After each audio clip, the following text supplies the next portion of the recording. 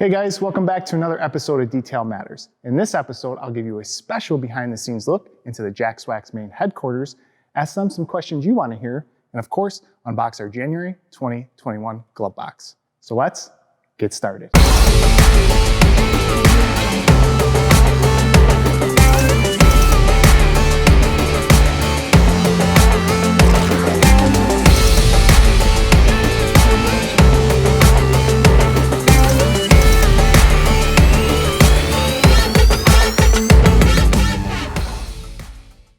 Thanks for having me back, guys. You're welcome. Appreciate Thanks for it. being here. Yeah, for sure. The hospitality is always great when I come and see you. Absolutely. This month, it's a little bit different of the podcast. The last time I was here, what was that, a year ago, 10 months ago, episode 18. We kind of learned more about what GloveBox was and got some feedback from you guys and just kind of started off from there. But this time, I kind of wanted to do some questions directed towards you of what our subscribers would want to hear. Sure. And it just goes really well because we did a special January 2021 Jax Wax takeover. First time ever, right? Yeah. We're excited about that. Yeah, it's really cool, So man. before we get into the box, I think a good base to start on is how and when did Jax Wax start? Yeah. So we have, I don't remember the episode, but we went over, I think it was the very first episode, Episode with one, my I dad. believe. Yeah. Went over the entirety so people could go back and look at that more in depth. But in 1993, my dad, Jack, started a car care business. He was a former detailer, you know, at a different company. Even prior to that, he had done a lot of different things. He was a structures mechanic for an airplane company here in Columbus. He did all kinds of different things. He was detailing cars, and he was noticed within that company as, you know, just a really hard worker, so on and so forth. Well, that guy had, this is in the late 80s, had said, hey, I'm getting ready to start selling these car care products. I need a salesman, right? I think you're going to do a good job. And he started that way, build it up. And long story short, in 1993, he started working with a chemist here in Ohio and learned how to manufacture all these products. It was a long process to do, but he learned how to manufacture all these products and started this business called Jax Wax. And how he started was what he was used to, which, you know, in Central Ohio, the car market's really good. And it even was back in 1993, too. It's really, really good now as far as car dealerships and detail shops and auctions. And he had route trucks. He started in an Astro van and would go around. He's a one-man band. And he would go around in these products that he had learned how to manufacture and sell Jax Wax as a brand, which back then was hard, you know, because there was a lot bigger brands. You know, he's just a small one-man band type guy, and he's trying to get into a market that was saturated by a lot of other large companies. But where he separated himself was a couple things. Now, because he was a manufacturer, he could offer at a better price point, and he was just willing to outwork everybody. You know, and fighting so many different things in the beginning. You take a product day one, nobody's even heard of it. That's right. And he started with a limited amount of products. Yeah. It wasn't like you just started off day one knowing all these formulas. Oh no, maybe 6 products. Yeah. But the basics that a car dealership would use: soaps and degreasers, you know, tire dressings, glass cleaners, some waxes, stuff like that. But it wasn't like what we have now. Clearly, you know, you go throughout the years and things evolve. But that's where he started, and it was really hard. You know.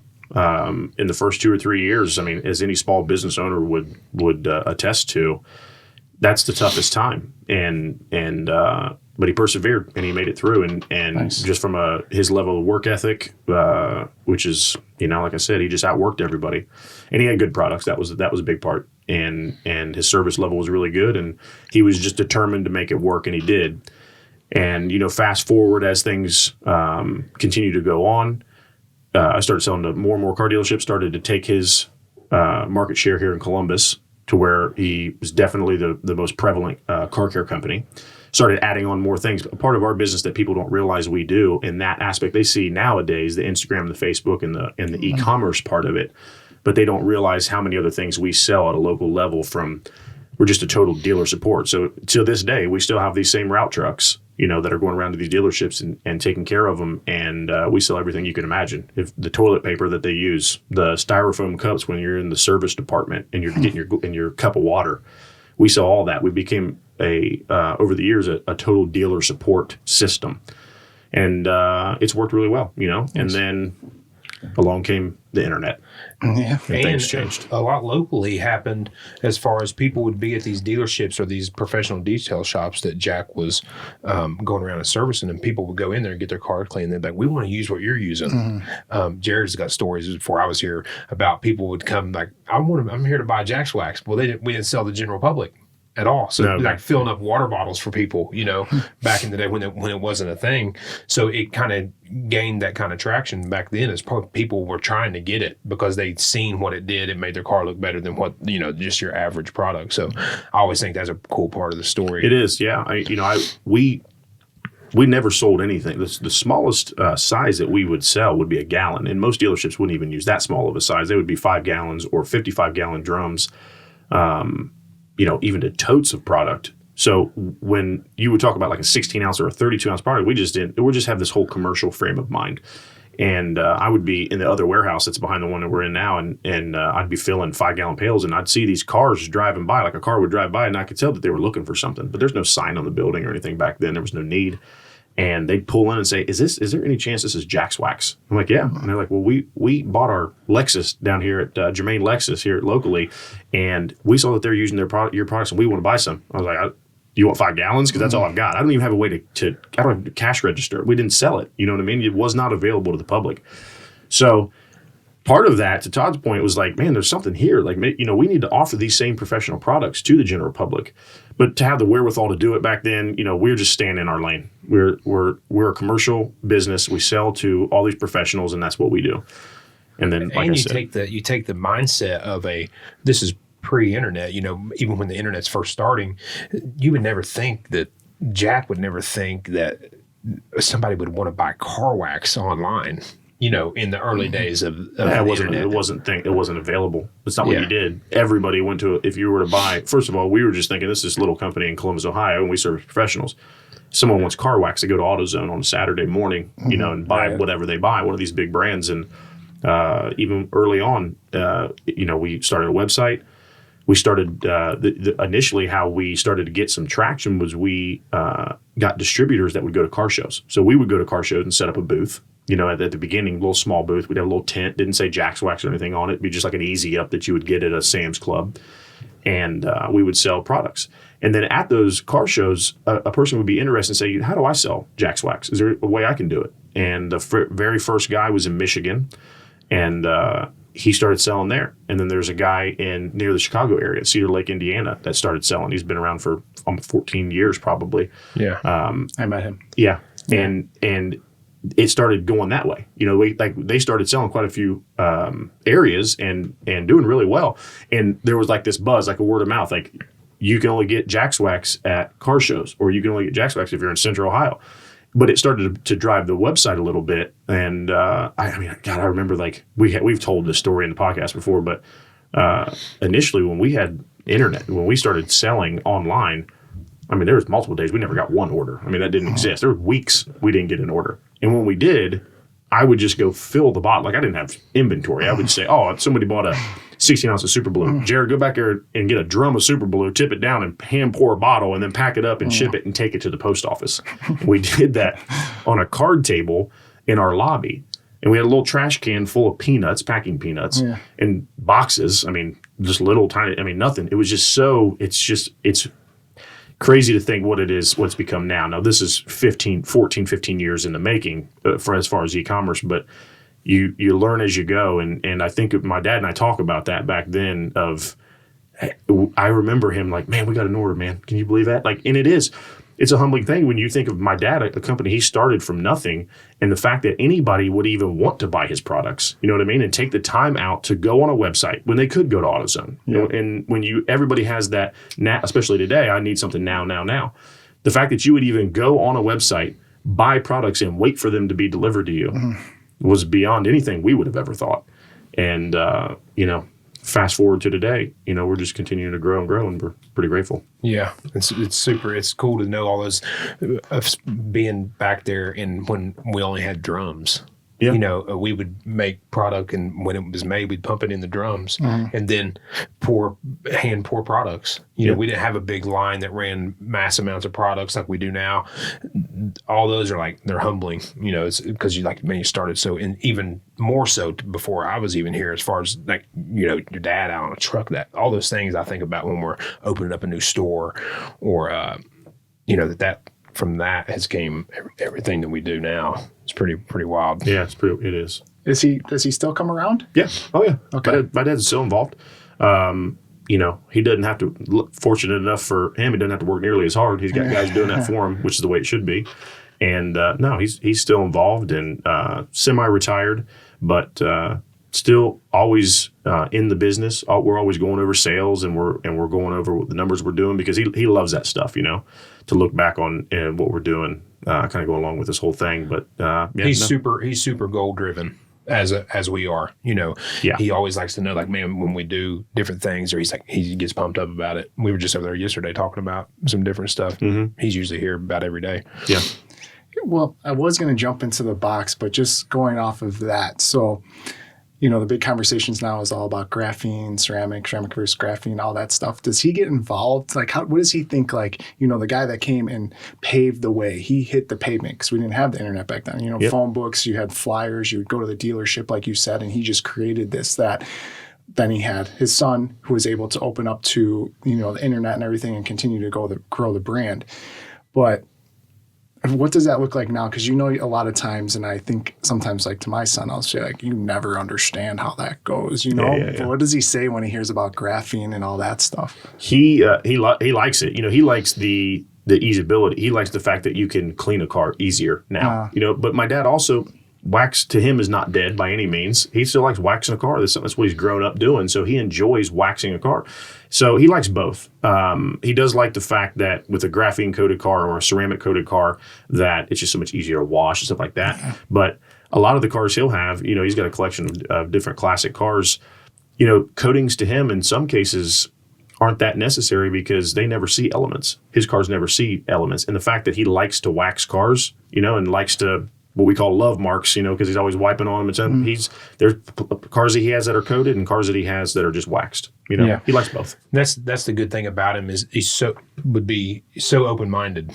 Never like just, no, I wax, because he was over there using cherry wax the other day. Yeah. He's like, man, there's something about that cherry wax shine. I just love using cherry wax. But his wife's car is completely coated. Yeah, he's not closed-minded where he's like, no, I'm old school and we wax car. He's not like that at all. Yeah. He thinks it's so intriguing to him. When you go back from the basic formulations that we had in 1993 compared to the technology in car care today, I can't tell you how different it is. So he knows that, and then knows what it is today, and it's intriguing to him. So no, he's never been a naysayer or no, we shouldn't do that. I mean, I'm fortunate in this company that my dad has always been supportive and let me run with ideas. And, you know, if I'm going to fail, then I'm going to fail. But he's never held me back by any means. He looks at it like, you know, I'd have done the same thing when I was 38. It's one of my most favorite things about him. I mean, he's always, even if I have an idea and say this, he's like, run it. Let's try it. You know, he's never been the type that's like, no, let's not do that. You know, this, that, and the other, which is the same way with the graphene, the products, the way they evolve. Yep.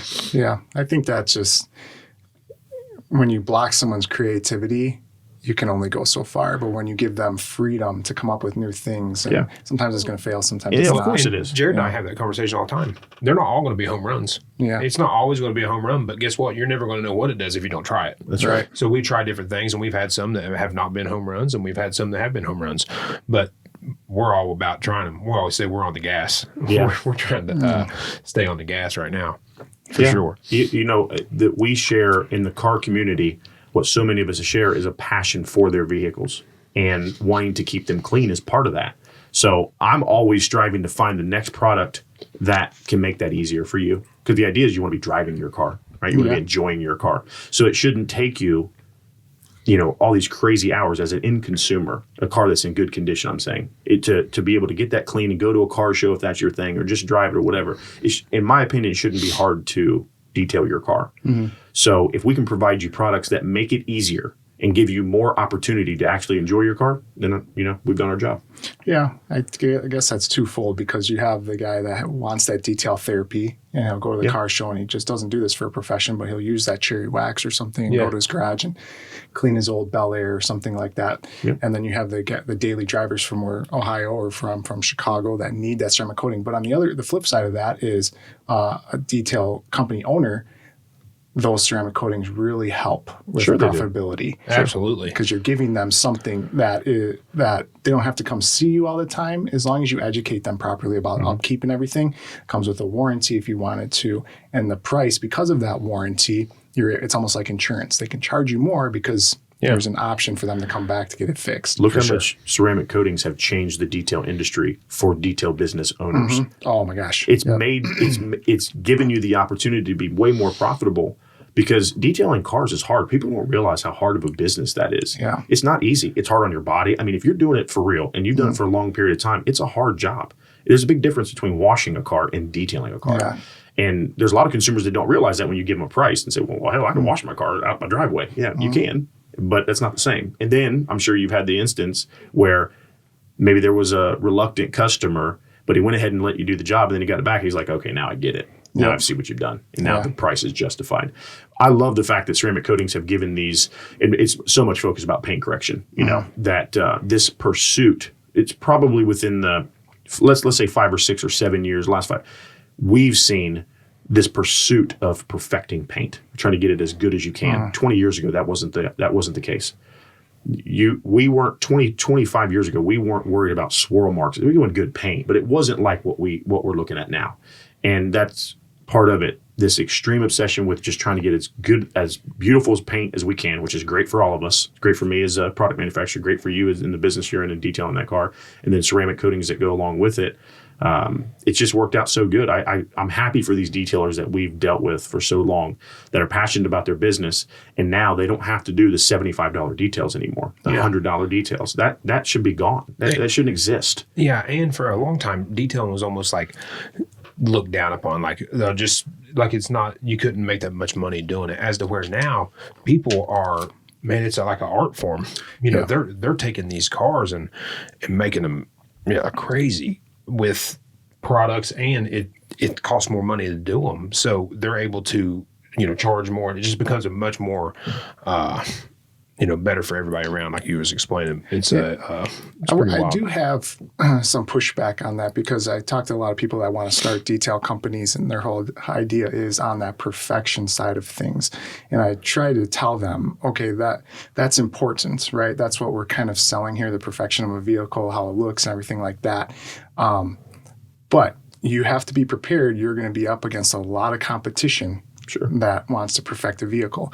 And what I found that could probably help out a lot of people that's starting a business is you have to go down that route. You have to put in your time and hours, and like your dad did, hit the pavement. And you have to, for me, do the mom minivans and all this stuff and work your way up to private car collections. But the crazy thing is, when you get into these private car collections, the thing that you learn is how to say no. So if I have a car, I'm not necessarily using the word detailing, I'm using the word preserving. Yeah. So if this car is from 1954 and that's how it looked, the single stage paint and all this stuff, I don't want to make it near perfect. Because when it goes to get judged, that's going to take points away. I need it to look like it was from 1954. Is all the parts right? Are all the lug nuts turned the right way? Is the little marking from the factory there? Like, because if you see a marking from a bolt to the fender from the factory, and that's where they torqued it, and you wipe that off and you go to get judged, that's a big problem. That's a big problem. It's a great point, because because of social media. Let's say I'm a younger guy and I want to get in a detailing business, and I see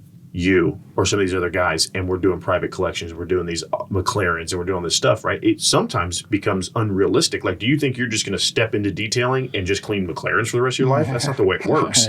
You need to pick the puke off of that Honda Odyssey floor. You know what I mean? You need to have that experience. It can't just be focused on all I do is paint correction. You know what I mean? So, Well, speaking of Honda Odyssey and puke off the floor, kind of want to jump into the Jax Wax takeover, what we included in the box. And this was kind of like, the thought was some that you kind of pick, and then was a random of the best of 2020, kind of. Yep, sort of some of our biggest hitters, some real popular ones, and we appreciate being the first takeover box, man. Yeah, man. Yeah. So on Odyssey Puke, you get it out. Odor control. That's right. Apple pie. Once you clean it. Yeah. And I did smell this. It smells great. Yeah, it's amazing. So are you seeing a lot of people go to that, before we had a lot of the sprays with the odor control and, apple pie and all these different scents, they had the air fresheners, the ones that hanging air fresheners. Yeah. So it's more, are you seeing people get away from that and doing more of the sprays? Yeah, I mean, we still sell a lot of those air fresheners. A lot of that, to be honest with you, is like visual. They just like the logo. Yeah. Or they like the, you know what I mean? But the sprays are so much more concentrated. And we sell way more of those. I think we offer maybe 5 or 6 different odor controls than we would ever air fresheners. They're just better. That one's been so popular because, man, it has that. It smells just like a fresh baked apple pie. Yeah, I think that's why it became such a popular one, because it's like when you release one, people start talking about it, and when you start talking about odors, they were always posting it out there like, man, this is so. It was like made people really get behind it. It's been a super popular one for us. Yeah. So when we use this, I do my normal clean up in the car and then just spray on the carpet. I mean, I always spray like under the seats, on the carpet, something like that, front, back, whatever. Depends on how strong you want it to be. But yeah, I would just spray it on a floor mat or a carpet, something like that, after it's been cleaned, and shut the doors, and that's it. Nice. Done deal. Super easy to use. You can't mess it up. What is the advantage. What happens if they spray it gets on the plastic or something? Just wipe it off. It's not going to hurt it by any means. They just wipe it off. Okay. Next, Hawaiian Shine. One of our biggest. This is like the flagship product, right? For Jax Wax. Well, it became that way because of like these car shows that we were doing. Like, what's the first thing people do when they go to a car show? They wipe their car down. Yeah. And Hawaiian Shine was kind of the leader in that. And it's such a consumable product because people are always using it if your car's got a little dust on it, or it's just fingerprints or whatever, you go into a product like that. But yeah, it has become somewhat of a flagship product for us. We sell an unbelievable amount of it. It's really, really good. Yeah, it's man, and it has a great smell too. Yeah. Which is the how we came up with our coconut odor control. Yeah, same because fragrance. Everybody loves that smell, and they were like, we want to have that in odor control. Oh yeah. So it's that's one of it's become a popular one as well.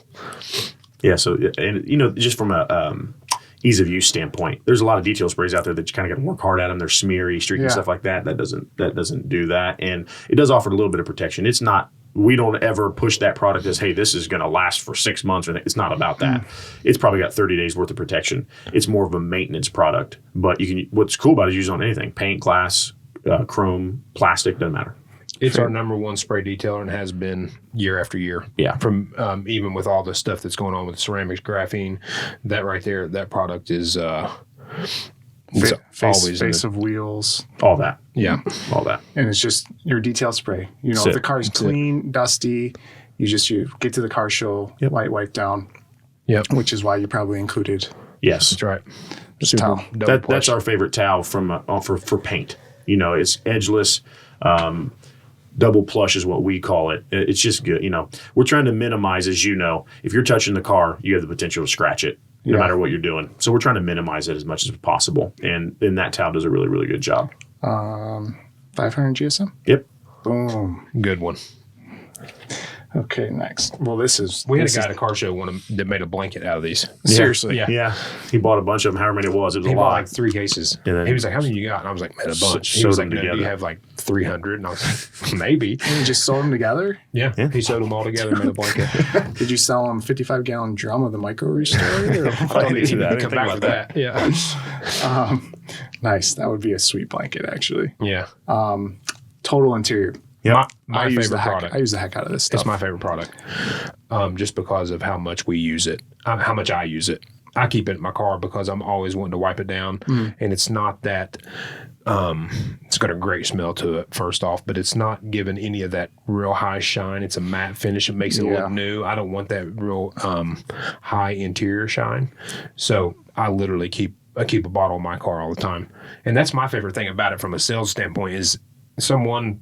I've said it on here before, but someone from a high-end detailer like yourself or someone like my mom who doesn't really care about detailing can use that product and have and be addicted to it because it's a easy use. Because some interior cleaners will foam up and you use the brush. This doesn't foam up. Nope. This is just it keeps the car looking, cleans up natural, supple look, and it doesn't add that shine. That's exactly right. That's why I think I use it all the time, because you can do your normal cleanup or your upkeeps on these vehicles, and then I'll just grab a towel, Absolutely. quick wipe, and boom, good And to go. from your day-to-day stuff like coffee stains or, you spill stuff here and there, that it works great because it does have some cleaning ability, but it also adds UV protection to your dash, stuff as that, your It's like an plastics. all-in-one. Instead of having just a cleaning product and then some kind of protection product as well, it just it gets both of it done. Is it true, or is this just something I made up in my head? Oh, no. Eucalyptus or some kind That's not, that fragrance isn't.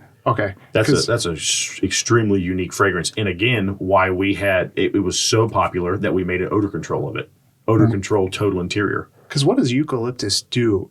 Doesn't that kind of like kill bacteria? Isn't there some kind of science behind that? There's other companies that I've seen that have put some products in, like antimicrobial different products and stuff like that. Our hesitation has been that, if you use those products, those disinfectants, I learned during the COVID world that we live in, I learned a lot about sanitizers or sanitation and disinfection. And there's a big difference in that. And when you start, like, for example, let's say we put some kind of disinfection type product in there. My thing is, how can we actually tell that it's disinfecting anything? Because it's not just the product by itself. It's added to a product. And I don't know how effective it is. I'm not saying it doesn't work, but we went through this whole thing when this all first happened about how can we help people with products. We're always trying to work clean and inside of cars, how can we clean, so on and so forth. And my idea was always that if we were to do something, we would just sell an actual disinfecting product that you would spray on and disinfect it, not be something that was added to a product that, in my mind, could somehow hurt that product, meaning it wouldn't be as effective.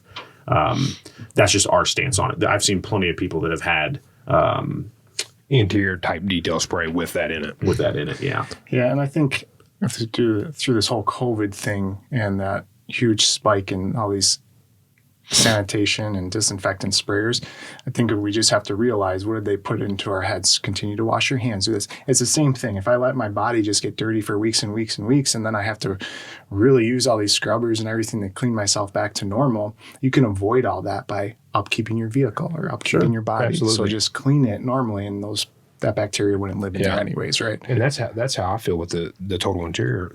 I literally use it throughout the week all the time. So my car never really looks dirty on the interior because when I just hit it with it and wipe it down. The outside looked dirty. I saw it. I know it's bad. But this time of year, there's no chance of it being clean. It looks like it ran through a salt mill. I know. It's awful. I'm sure it's the same problems in Chicago. Yeah, don't look at my car. Yeah. And then this is something we could pair it with if we wanted to Oh, wipe yeah, down that's the what we interior. would. Yep. Okay. What we call our utility towel. So, it's our most basic towel. But if you were to compare that to, if you went to a big box store and you got just like, the cheaper type microfiber towels, there's a huge difference in that towel. Generally, those are like 200 GSM, the ones you get at a big box store.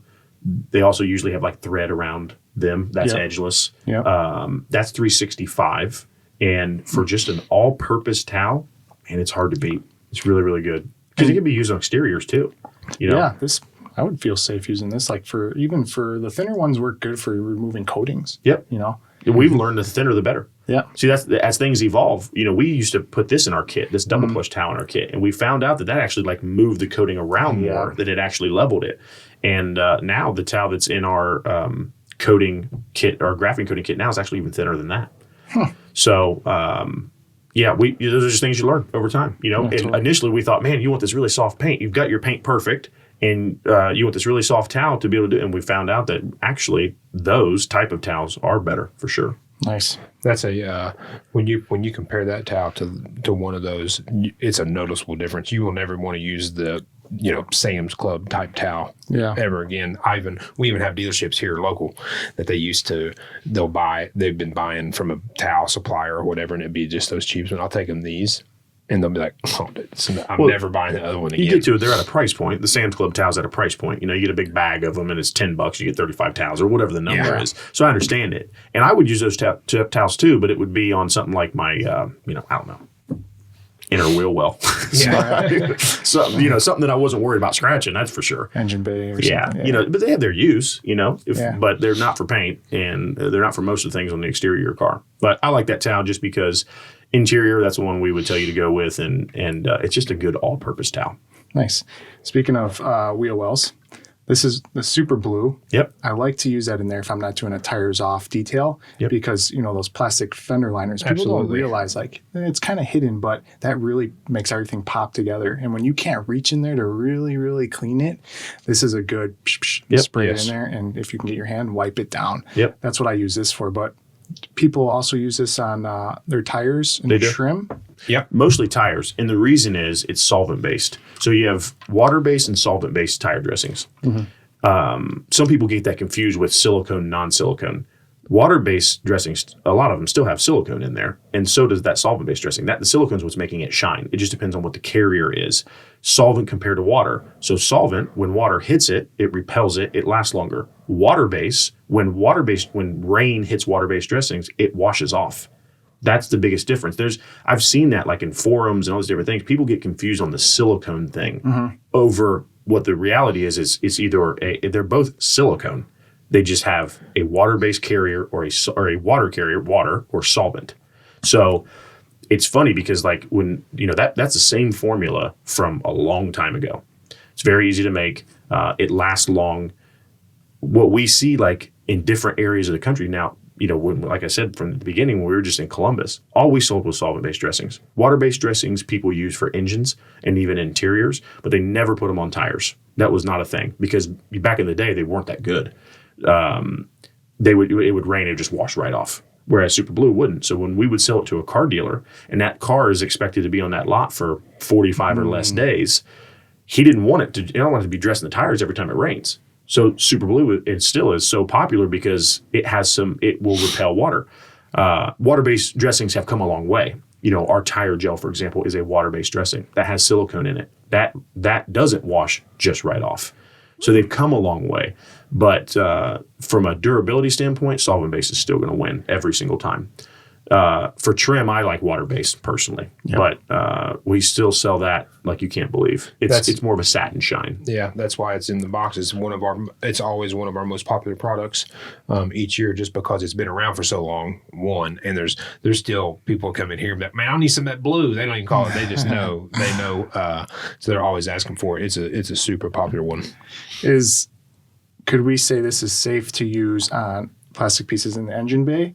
Absolutely. What about floor mats? Should we avoid floor mats? Probably because it could be slippery. Okay.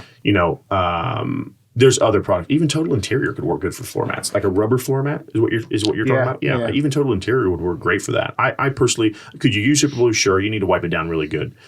Whenever you have petroleum-based or solvent-based products, they can get slippery if they're not. If you were just to spray it and leave it, you wouldn't want to do that. That's the difference in also a water-based product is you're not going to have that slippery feeling. So it's still one of our biggest sellers for sure. I like it on my tires just because I don't like a really high shine personally. Yeah. And that's like a medium shine and our water-based dressings are really, really shiny. So it's just personal preference. So we offer them, offer whatever you want. Yeah, nice. It's the one I prefer to use on mine as well because it lasts long and it does that satin shine. Makes it look like brand new. Yeah, not a real high gloss. I use that one in tire gel. I like tire gel a lot. Yeah, I love the tire gel. Yeah. This I usually just stick to the wheel wells with this. Use the heck out of it interior. This is a good cleanup and just an extra for in the showroom or in their garage. And then this I haven't used yet. You haven't tried it? No. Yeah. So it's funny on this one, like you mentioned, how many people don't realize that you should try to darken down your wheel wells. They'll have everything so perfectly clean and the tires will be perfect. Everything's great. And then to be like a dirty wheel well or like a faded wheel well, you're like, man, it's just that extra touch that people don't realize. And that product obviously is perfect for that. Yeah. Well, it's like when I think we were talking about before, even during this, the art of detailing, right? You were talking about it being like art. Well, art is really about the contrast of different colors, right? Mm-hmm. So if we're taking that same thought process to a vehicle that it's like stationary art at that point when we're working on it, if we don't contrast those colors, the wheel wells being dirty and it's not going to match the rest of the car that we already perfected. Right. So you could spend all your time and that car could be perfect, and the customer just sees that and they're like, "Well, man, did you clean my car?" right. That's the same thing about the tires. I always say, Oh, yeah. if you detailed a car to perfection and just didn't dress the tires, Just, yeah. It looks like- stupid. It'd be like wearing a 3-piece suit with dirty shoes. Yeah. What are you doing, man? yeah, what's going on? You did all that and you got Yeah. mud on your shoes, dude. What are you Yeah. doing? It is. It's like you can look up and automatically you're like, my car's not clean. It can be immaculate, but you're like, it's not clean. You need the tires. It's just part of it. So since we kind of went down the rabbit hole of different, water-based solvent, all that stuff, Yep. I kind of wanted to talk about what your guys' take on is ceramic versus graphene. That's been the big conversation lately. And we talked about it a little bit before, and I really liked how you guys approach the whole graphene space. So I just kind of wanted to open that up and hear more of your guys' thoughts of that ceramic versus graphene. Sure. It's like we were talking about earlier. It reminds me of the days when we first launched our very first coating, which was around 7 or so years ago. And it was our 7H. We called it Shield, just Shield. And it reminds me of those days. I remember the conversations about how that's snake oil, right? It's my wax is going to last longer. This sealant is better. That stuff doesn't work. It's just a fad. It's just a fad. I remember all those conversations. We all did. And I also, when we first got into it, didn't know what was going to happen. We didn't know what the longevity of these ceramics were going to be from a marketing standpoint and from how long they were going to last in the industry. And you fast forward to today, and now we know that look where ceramics are. It's obvious to everybody that's in this business that it's the best form of protection. So we look at graphene like that's our next evolution from our most previous coating, which is Shield Pro 9H. So we went from the 7H Shield to the Shield Pro 9H, and now we've moved into Graphene Pro 10H.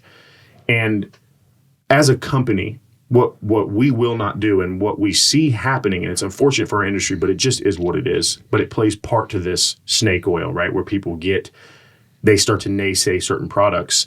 And it's because there are certain things in this industry that people market and they make it sound like a product is bulletproof, or they make it sound like it's indestructible, or they make it say that they make you think that you need to throw everything you've ever used away and use this product. And nothing else works. And that's a shame because it's not that way. Our Graphene Pro 10H is a graphene oxide. It's infused into a ceramic coating. It is better than our Shield Pro 9H. It is better. Is it marketably better? No. It's more durable, 20 to 25%. But we're not saying that Shield Pro customers love that. You should still use it if that's what you think. We're telling you that this is a better alternative and this is what we're moving into, and and I'll list some of the reasons why. But Shield Pro 9H is a great product. If you love using that, you should continue to use it. And if you want to try Graphene Pro 10H, you should try that too. We're not telling you, we're not going to stop selling Shield Pro 9H until what I think will happen is everybody just moves into the Graphene Pro, because for the reasons I'm getting ready to say why they just move that direction. But we're not a company that's ever coming out and worried about, we talk about this a lot. We are not a marketing company. We are a car care product that happens to market products, but we don't flip those roles and say we're a marketing company that just has these products and we'll tell you anything you want to hear to be able to sell you something. I'm just not interested in that. I'm also not interested in the reputation of my dad, myself, this company, and selling you a product that we don't believe in. We're just not going to do it. So I'm not going to go to all the lengths to try to just sell you something. You know what I mean? Yeah. So quality for us is the most important part. And it goes back to wanting products that are easy to use. And if we think it's an improvement, we're going to move in that direction. Just as Shield Pro 9H was an improvement on 7H, and just as Graphene Pro 10H is an improvement on 9H, that's the direction we're going in. And some of the things I had mentioned earlier, we fall in love with durability, right? It's the biggest thing that we all talk about. We do torture tests. We do all these things. And these coatings last years if they're maintained, right? So this is more durable, and that's great. Can we see the 20 to 25% durability with our from a 4 to a 5 year? Maybe, maybe not. Maybe the guy that has that 4-year coating doesn't even. Maybe he sells the car. Maybe he adds more coat. We don't know. We know from testing it's more durable. When you do scrub tests and when you do accelerated wash tests to try to break down the coating, we know that Graphene Pro does better. It outlasts it. Now, time will tell, and we will evolve this coating even more. Just as though we've done ceramics. Our very first ceramic coating, as I mentioned, was not the same as the one that we had, that Shield Pro 9H. So we're going to constantly develop. And we think, as a company, that the direction is going to be with graphene oxide-based dressings or coatings. So we wanted to get ahead of that and try to just give you, the customer, the best option. So what does that mean for detailers, some of the benefits? And what does it mean for consumers? Detailers, like I mentioned to you earlier, if I was using, it's got a lower odor, right? So if I was using this coating on a consistent basis over and over every single day, we all know, should know, that these coatings have, I mean, they smell, they're very chemical smell, right? That solvent is very, some people really don't like it. If I was using it every single day, I would use Graphene Pro 10H, no doubt, because it has a lower odor. It's better. For the end consumer, that may not even be that relevant for them, because they may be coating their car one time and they don't even really pay attention to what it smells like. You know what I mean? So that may not be a big deal. The fact that it is a harder coating, the 9H to 10H, it's certified 10H, is that something that someone cares about? I don't know. Well, the 10H, isn't the hardness scale stop at 10? From what we understand is that the 10H pencil, there's only, from what I understand, is only one company that has that 10H pencil. So it doesn't even go beyond it. It's like what you're saying. Yeah. So that's it. Now, does that increase mar resistance or scratch resistance? We think it does. Time will tell. But how much? I'm being honest with you and telling, we don't know for sure. We know that it is a harder coating, and we know that that should translate to this is more scratch resistant. But does that mean that you can go out and take a key and scratch your car and you're fine? It does not. That's the thing that, as a real car care company, we have to, it's our job to educate people the right way and not create an expectation that is unreasonable.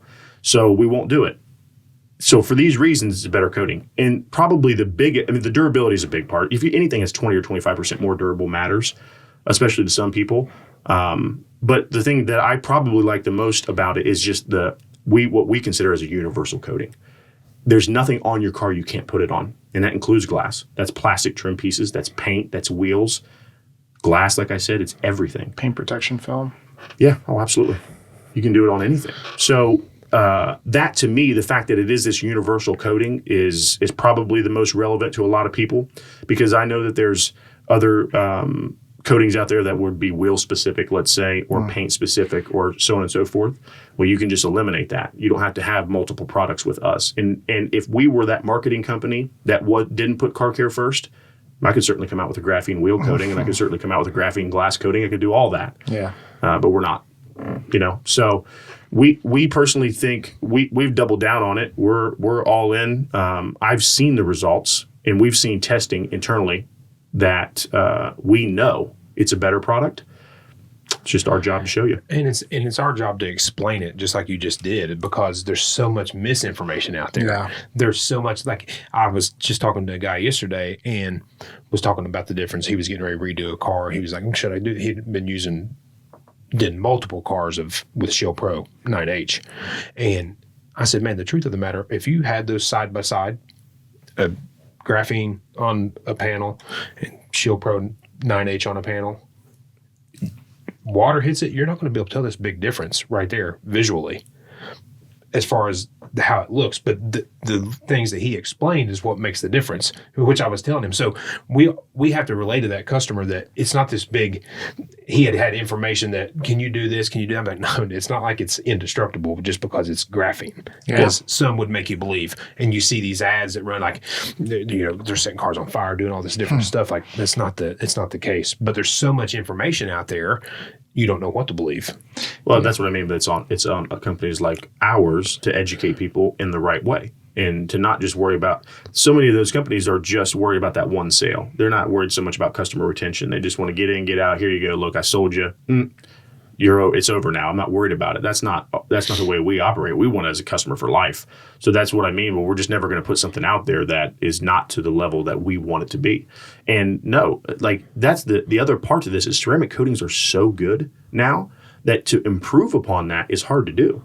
Like, to actually have a real improvement is not easy. So it's not like you're saying, it's not like we're taking, if we were comparing graphene to like our liquid carnauba wax, I could show you, if that was the next step, you would say, oh my God, this is not even close. Look what you guys have done. But we're already trying to improve on something that's really, really good. And that is way harder than the alternative. So I will tell you this, as the years go on, these are going to get better. Graphene coatings are going to continue to get better, and they're going to be more durable. And the things that interest me are, things I think about is the difference between hydrophobic coatings and hydrophilic. And hydrophobic, how they create these intense beads, right? And then hydrophilic, how it just sheets off. Like, do we end up getting into that? I mean, that's a whole probably another discussion, but does it get into that to where, listen, the water just falls off the paint? Yeah, people don't talk about those two words that you just said. There's a big difference between those two. Yeah. So, I mean, the evolution, like if we just stuck with wax and never produced sealant, we would never be there. If the sealant never turned into ceramic coating, 7H, now 9H, now graphene, we would just never evolve. That's why I kind of get a little frustrated when I see online and everything like that about people knocking it. But if we want this community to continue to grow, there's two things I think it needs. One, we have to keep evolving with these new products, and we have to be open to it, or we're just going to fall out. And two, and the whole reason for really GloveBox is you get these a lot of opinions and people that are very educated read stuff and they can state their facts. But I come from a place where your opinion doesn't matter unless you actually tried it yourself. Right. Yeah. Right. Like that's like, and that's where you get so many of the naysayers or the guys that are bashing it, is because they've got information. It's not even really their fault. They've just received information that they've seen somewhere that maybe is the ad of the guy that is claiming that if you put graphene on your car, you never have to touch it again and you never have to wash it. So he's basing that off of misinformation. He's basing his thoughts on graphene off that. So it's like, let me just tell you the real thing. If I have that person, we've had that person who has called in and said, well, I don't believe, and then you can explain it to them. They understand it, which is what our job is, to let you know the real facts of it and try to wash out all of the information you've heard. I'm in the same school though. I don't make statements or have opinions on something that I've not dealt with. You know what I mean? Like you're saying, a person could naysay something, but they've never even used it. Right. I don't live my life like that. That's just not the way it is. But, to each his own, do your thing. But that's what I meant by earlier in the conversation is this reminds me of 7 years ago when everybody who said, oh, that ceramic coating's junk. It doesn't do anything. There's no way that does that, right? Well, guess what? We're here today, and it's changed our industry. Totally. So that's what we're hoping to do. We always, as a small company, we always still want to stay on the cutting edge of stuff because I have the ultimate goal of what I said earlier. I just want people to enjoy our products. It shouldn't be hard to detail, and we're trying our best.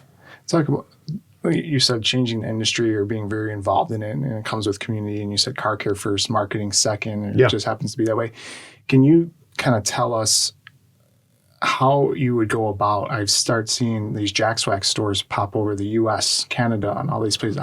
If somebody like me wanted to be like, hey, Jared Todd, how do I get one in Chicago or anywhere else in the U.S.? How does that even happen?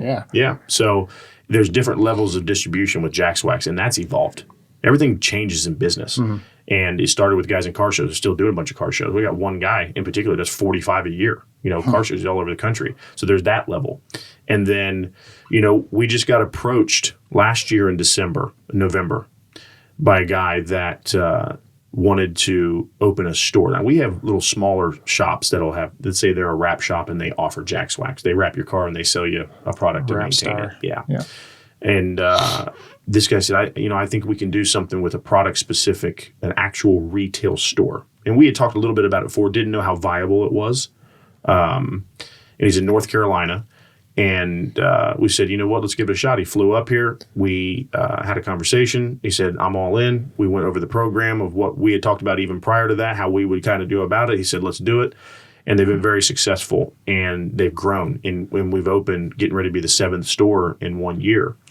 And it's in an e-commerce world, right? And that's the direction for so many companies.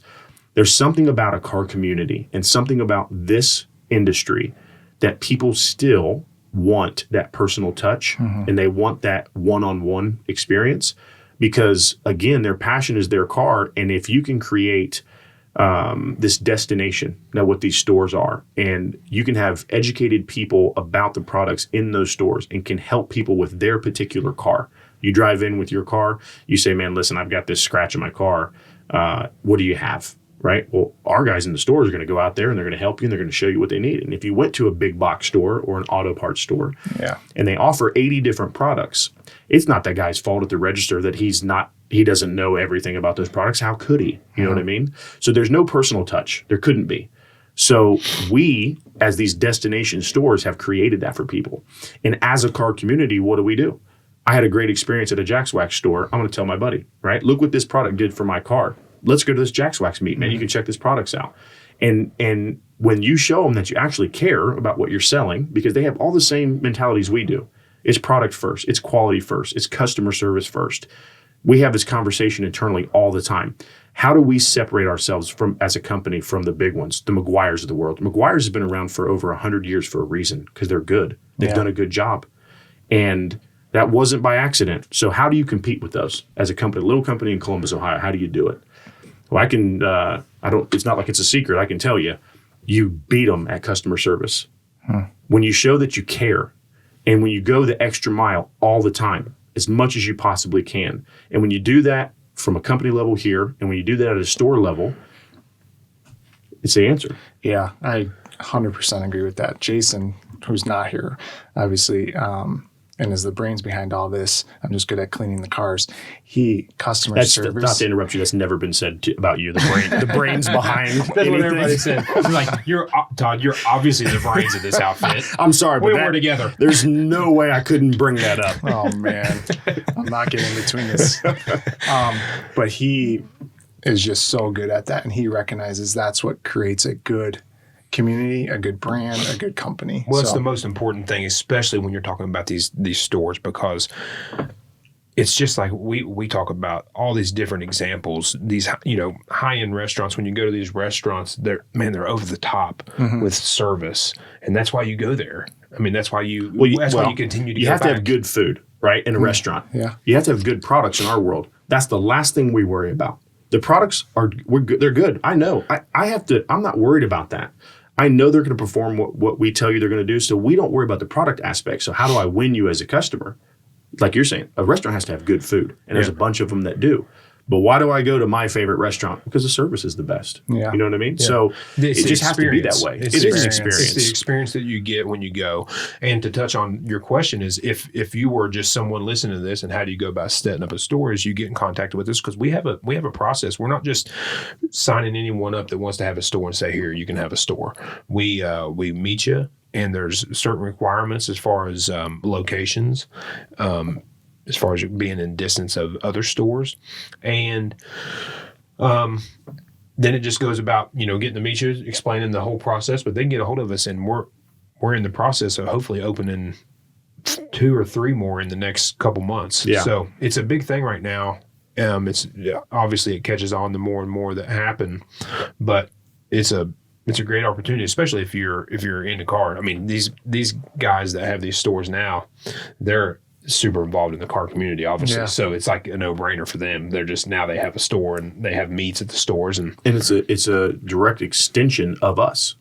So it's why we have all these requirements. There's certain signage, there's certain ways you set your store up, there's certain shelves you can use, and lighting and flooring and so on and so forth. Because if you walk in this Jax Wax store compared to this one, whether it's Gastonia, North Carolina, or Las Vegas, Nevada, it needs to look pretty similar or the same, and you need to have that same experience. That's what we're trying to create across the country.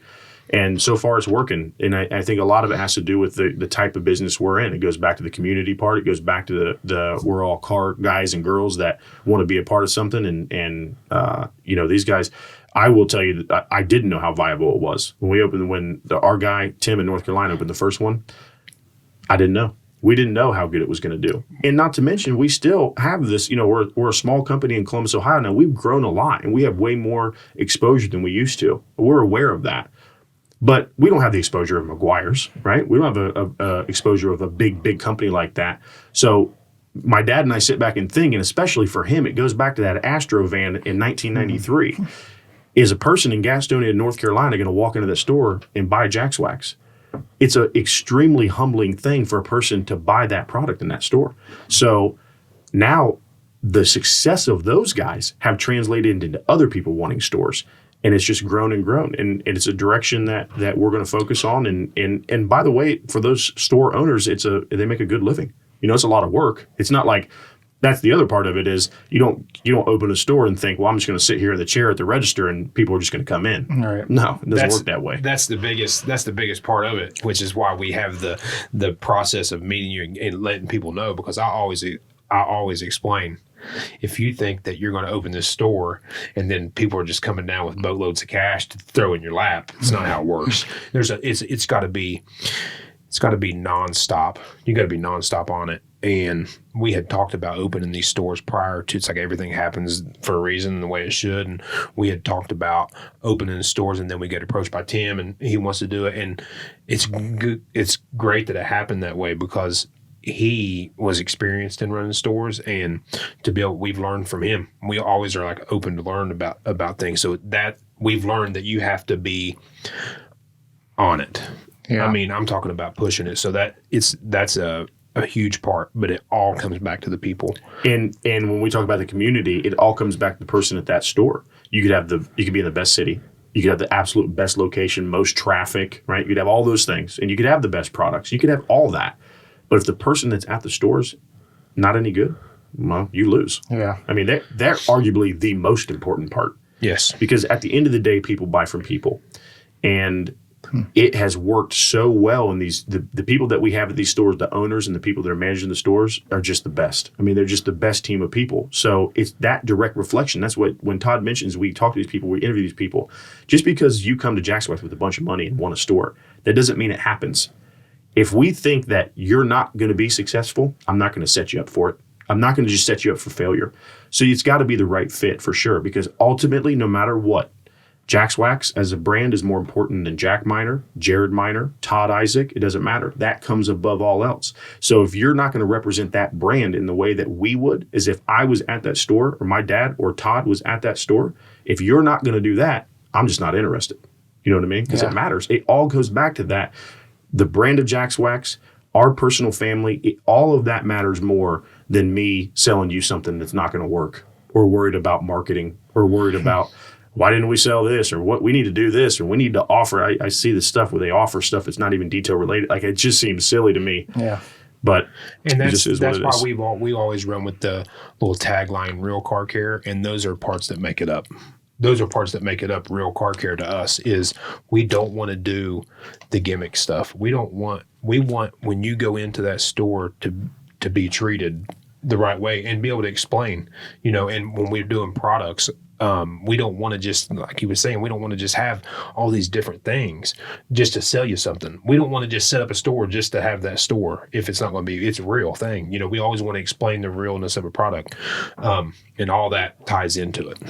And I think it starts here. If you guys are being real, and it'll trickle down to them, almost like your dad started out with, being real, wanting the best products, all this stuff. Mm-hmm. That's how it really was the foundation. And it's almost like it came full circle when I'm hearing the story, right? Mm-hmm. Like he was doing dealerships, and then this small shop was found out because people were looking for it. And now we went through this internet craze, which will never die, but boom, now we have the stores again, mm-hmm. which is kind of bringing people back to like this old school, like real things are cyclical. And those, so many people are going away from brick and mortar. And it's not that it's our 100% focus, but it's a big part of the business, and it matters. And it's making, I feel the responsibility for all these guys. It's just, these are families that own these stores, that have families that they're taking care of. And it matters how we conduct ourselves. It matters about the products that we make and that we sell, because they're doing it too. If that customer has a bad experience and their sales drop or whatever, it could affect their business. I think about all that. So it goes back to the integrity of a business. As you do things the right way, and when it trickles down, everybody can win. Totally. Yeah. What do you guys think is your biggest takeaway from 2020? Man, there's a lot. Yeah. I'll say not the biggest, but I can tell you from a company standpoint, that little black sprayer, that little trigger sprayer right there on your bottle was hard to get in 2020. Yep. Operationally, there were some challenges because, as everybody knows, supply chains.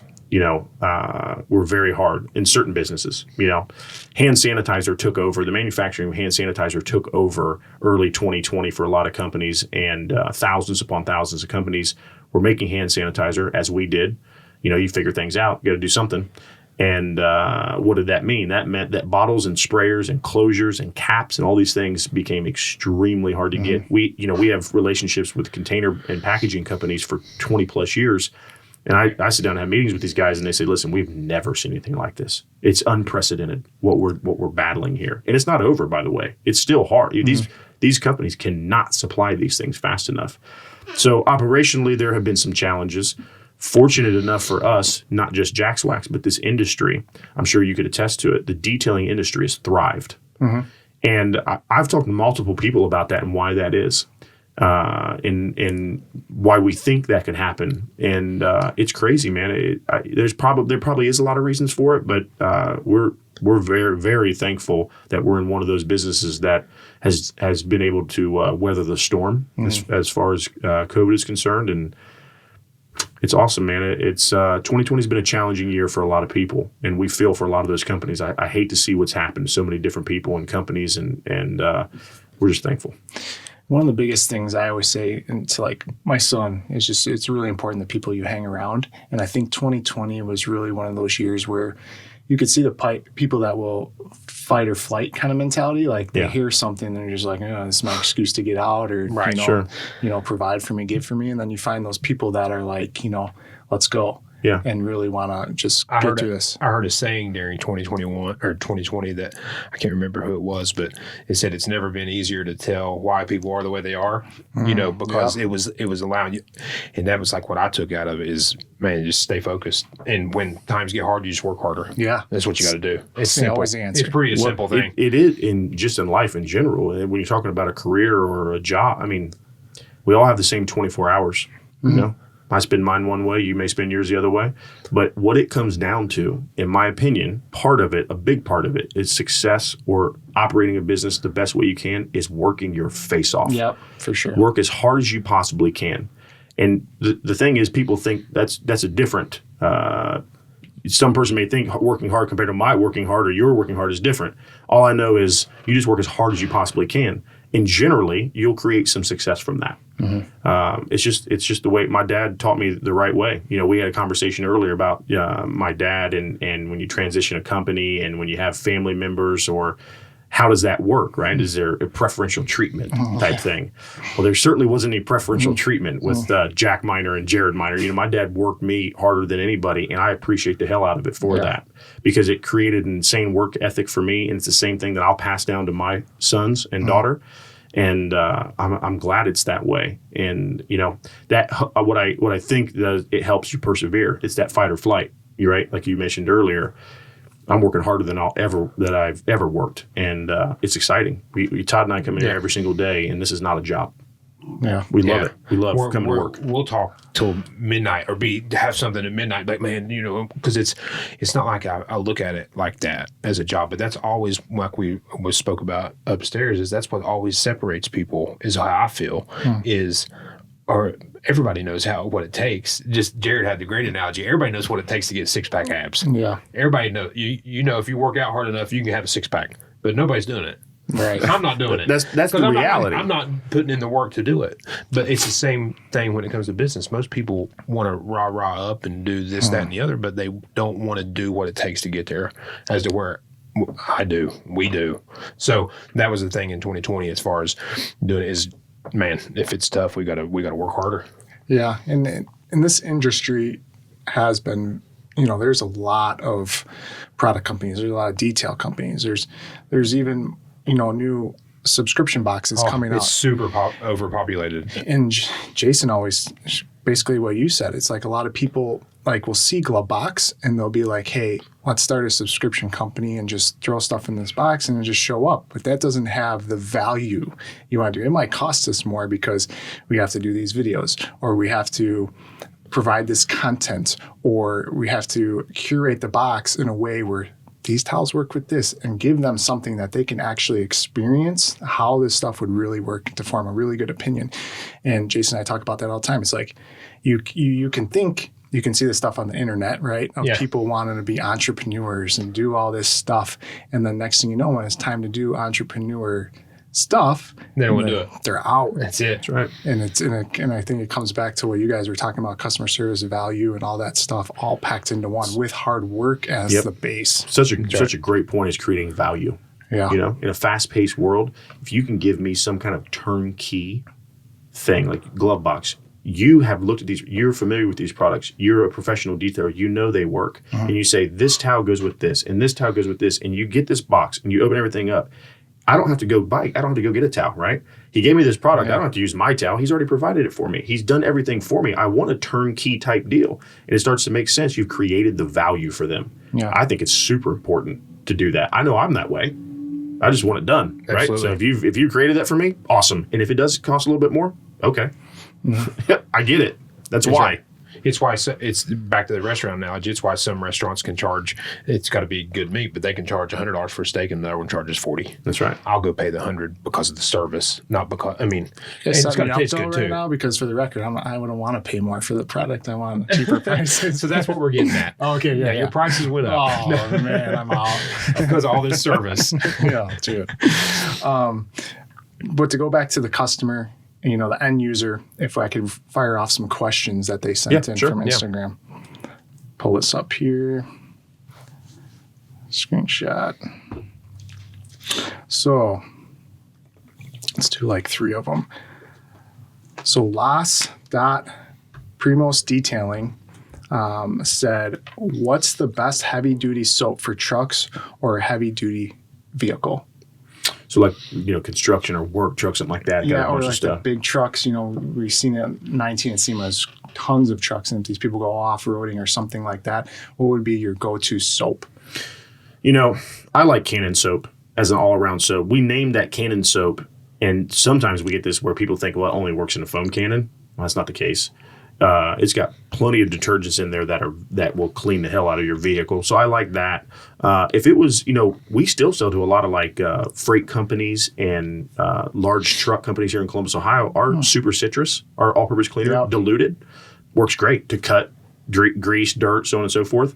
You got to be careful if you start talking about dark-colored vehicles, blacks and reds and green like that. If you don't dilute it properly, it can cause some streaking. Nothing that's irreversible, but, you know, you just want to avoid this step. But like big white trucks, you know, commercial trucks, moving trucks, stuff like that, semis.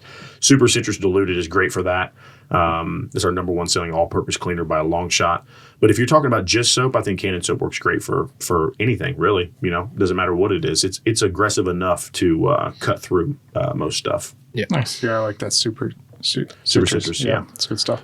Go To Detailing on Instagram says, tips for their water spot remover. He was having a hard time using it. I can help answer this one because a lot of times with the water spot remover, I think we include that in a few months back.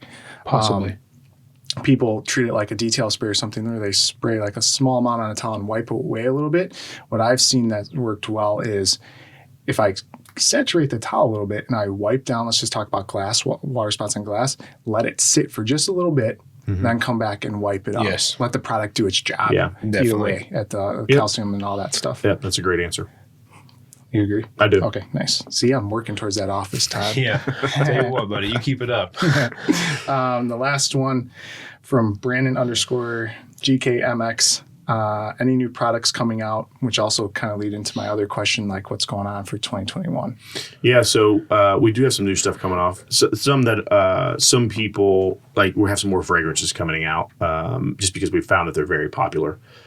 We've been asked for some like black ice, for example. That's the number one selling fragrance in the United States. Some people like it, some people don't like it. There's obviously more people that like it than don't. We're going to come out with that one.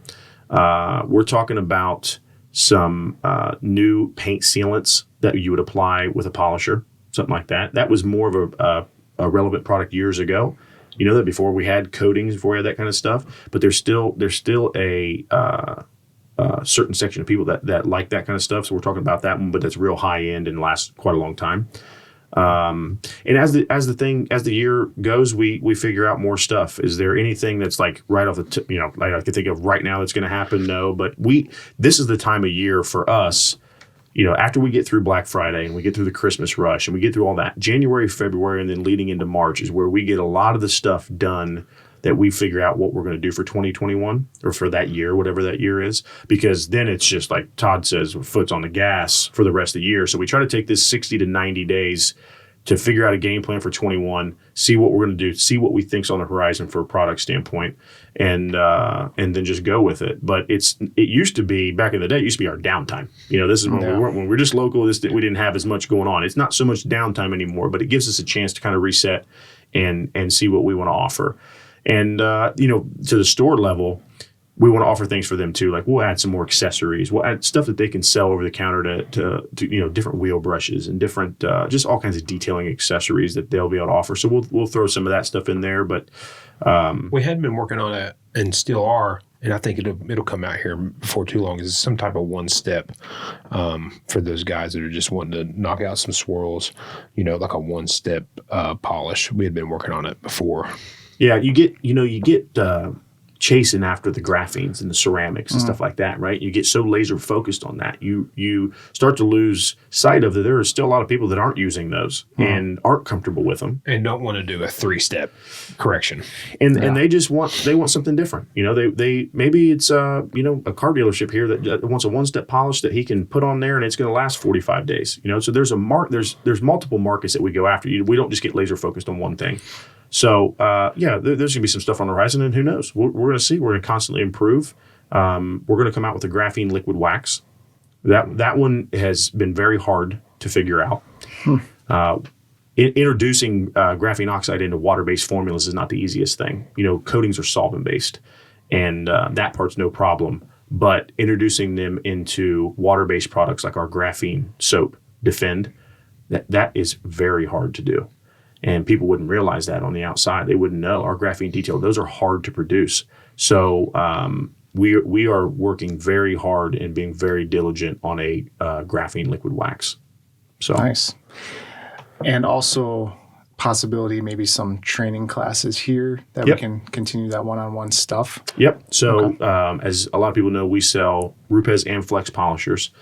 Rupes is coming here. We haven't got the date yet, March, April area. Yeah. Coming to our facility and having a 2-day, multiple guys from Rupes are having a 2-day, what they call their advanced class, which is wet sanding and paint correction. So what it does is it gives people an opportunity to, one, see every Rupes machine available and get taught by the best how to use them, how to properly use those products.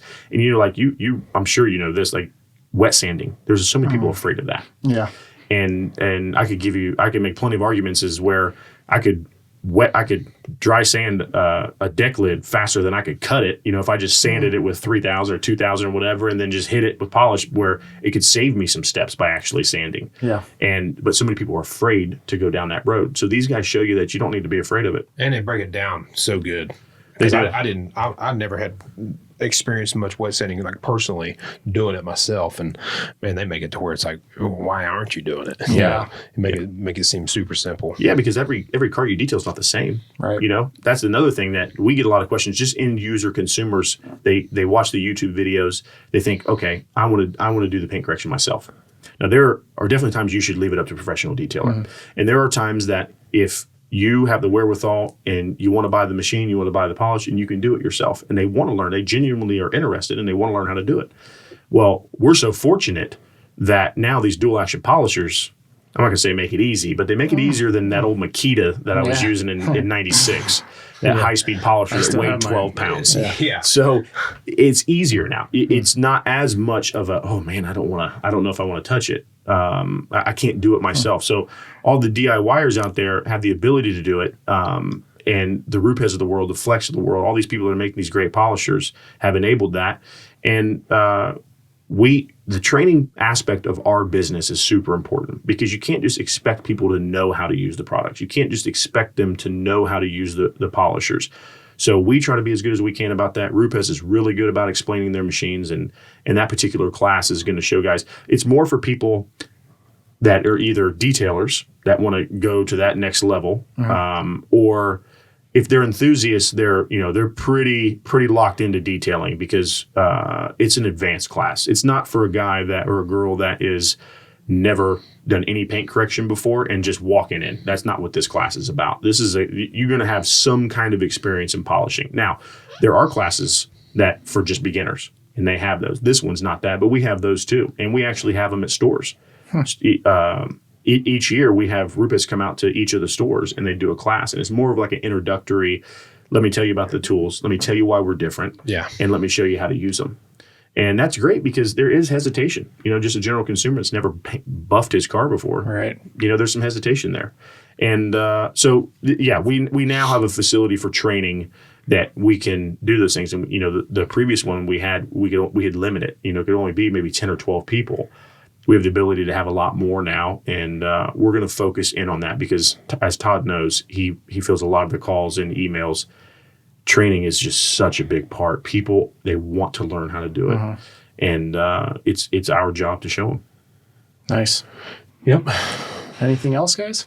Nope. I'm sure Jared's ready to leave. We went right through his nap time. I've not even been able to nap once today. He's not even able to take a nap. This is absolutely ridiculous. I got here at noon. It's 2:30, dude. I got to get I home. had to get up at 10 o'clock. That work thing I was talking about, that was for you. Yeah. I knew it was always for the camera. I'm done with that. Yeah, dude. I was like, when he was saying that, I was like, oh, yeah, right. Here we go. It's his nap time. Is right his now. script sitting on his lap? Yeah. He's reading from? Oh, jeez. Well, Thanks for being here, man. I appreciate it, man. And we do appreciate you, thinking of us for your first takeover box. That's pretty cool. Thank you. And we appreciate you, what you're doing for us from an exposure standpoint. And your customers, our customers are all very similar.